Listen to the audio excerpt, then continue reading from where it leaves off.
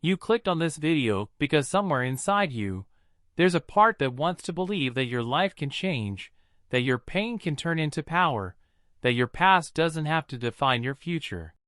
And I want to tell you, you made the right choice. Because the story you're about to hear isn't just inspirational.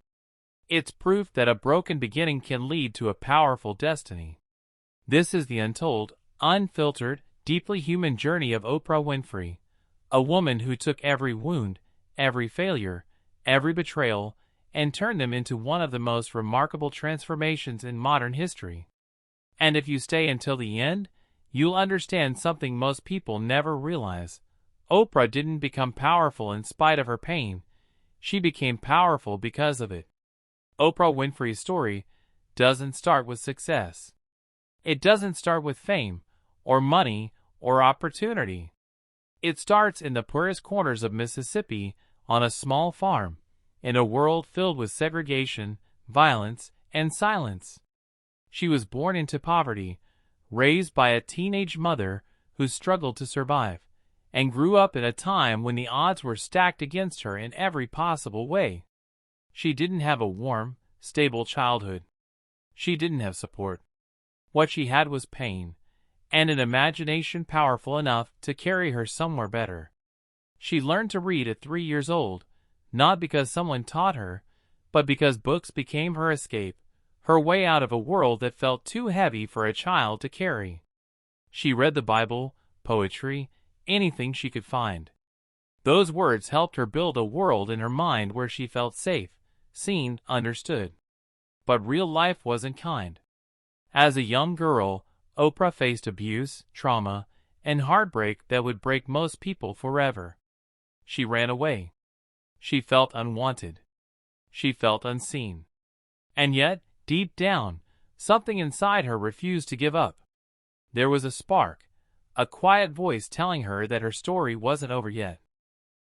When she moved to live with her father in Nashville, everything began to change. For the first time, she had structure, discipline, a chance.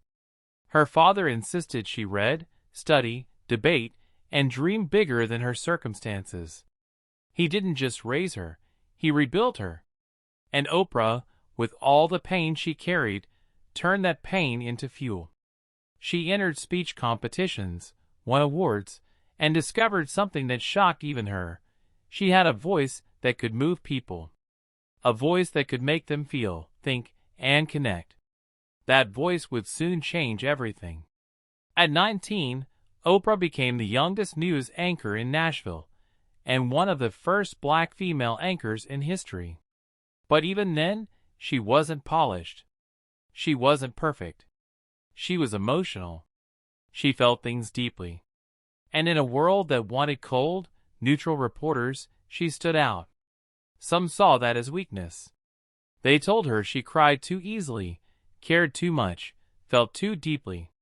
But they didn't understand something very important. Her emotions were her superpower. They were the reason people trusted her. They were the reason people listened. When she was moved to a talk show, not because she was ready, but because management didn't know what else to do with her, her life changed forever. For the first time, Oprah wasn't being asked to hide who she was. She could talk, feel, connect, understand. She could be human. And audiences felt it. They felt her honesty, her sincerity, her empathy. She wasn't pretending. She wasn't performing. She was simply Oprah, raw, vulnerable, real. And slowly, what began as a small program in Chicago grew into something much bigger. People weren't just watching her show. They were trusting it. They were learning from it. They were healing because of it. Oprah didn't just interview people. She brought out parts of them they had never shared. She made silence speak. She made pain visible. She created conversations the world wasn't ready for. And she did it all with humility, with heart, with honesty. Her show became a movement, a cultural force that shaped America, shaped the world, shaped generations. She introduced authors who became legends, ideas that became global shifts, and stories that awaken millions. She helped people who felt invisible see themselves again. She held the hands of those who were broken. She confronted issues nobody else dared to discuss: racism, abuse, trauma, mental health, forgiveness, spirituality, self-worth. She didn't build a talk show. She built a mirror. But even with all the success, Oprah's journey wasn't smooth. She fought battles behind the scenes: legal fights, media attacks, emotional breakdowns, heartbreaks that the public will never fully understand. She struggled with self-image, weight, expectations, perfectionism, identity. She failed, tried again, stumbled, stood up, and kept going. That's what makes her story so powerful. She wasn't superhuman. She was human, painfully human. And she used that humanity to lift millions of others. And then came the moment people still talk about. The Oprah Winfrey Show transformed into something greater than entertainment. It became a sanctuary, a place where the world came to heal. And she, with all her wounds and all her wisdom, became the guide. The woman who once had no voice became the most influential voice on earth. The girl who once had no power became a billionaire. The child who once felt unloved became a symbol of hope for those who thought their pain was a prison. And maybe that's the real secret behind his global empire: consistency. For 20 years, through success and failure, through admiration and hate, Zuckerberg never changed his mission: give people the power to build community and bring the world closer together. It's easy to mock that statement, but look around. Every photo you share, every message you send, every friend you connect with, somewhere, his code made that possible. Love him or hate him, you're part of his creation. But here's what's most fascinating: Mark Zuckerberg is still young. He's not done. While others think in quarters, he thinks in decades. While others chase trends, he chases transformation. He once said, "The biggest risk is not taking any risk." And that one sentence captures the essence of his empire. He risks everything: reputation, comfort, even legacy, to build what others can't see yet. So what can you learn from his story? Maybe it's not about creating the next Facebook.